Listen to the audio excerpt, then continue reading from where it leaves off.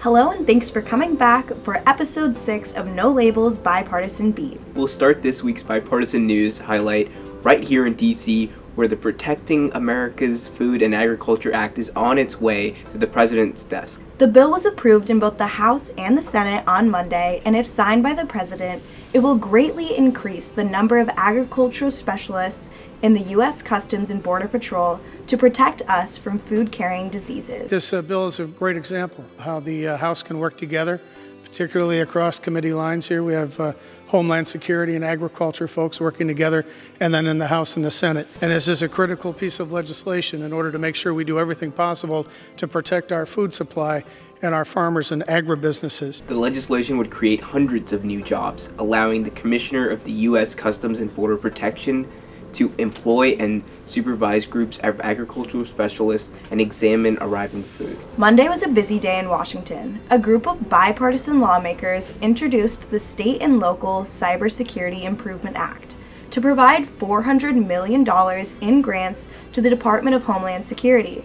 With this grant, the state and local governments will have the opportunity to invest more in their constituents' cybersecurity. The effort, led by 4 Democratic and 3 Republican members of the House, called for the establishment of a state and local cybersecurity resiliency committee that will help the government to communicate with the Department of Homeland Security's Cybersecurity and Infrastructure Security Agency to meet its cybersecurity needs. On Tuesday, the House voted to create the Smithsonian Women's History Museum on the National Mall. The bill passed 347 votes to 37 and had the support of close to 300 co-sponsors. The journey to the passing of this bill has been a long one for the House Oversight and Reforms Committee Chairwoman Carolyn Maloney, who first introduced legislation concerning a women's museum in 1998. This is not about politics. It is not about partisanship.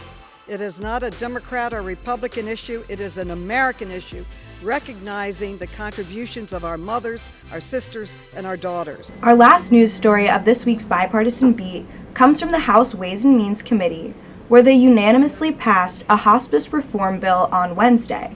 The Helping Our Senior Population in Comfort Environments Act was introduced by Reps. Jimmy Panetta, a Democrat from California, and Representative Tom Reed, a Republican from New York. The bill would strengthen the Centers for Medicare and Medicaid Services' oversight of hospice, giving them the authority to fine hospices $10,000 for each day that they don't meet Medicare requirements. I believe that Congress and the American people get the best legislation and policies when we do work together to tackle issues big and small. And the Hospice Act is to working together to deliver for patients, our constituents, and our caregivers. Those are all of the bipartisan stories that we have for you this week. Thanks for watching, and make sure to check back next Friday for episode 7 of The Bipartisan Beat.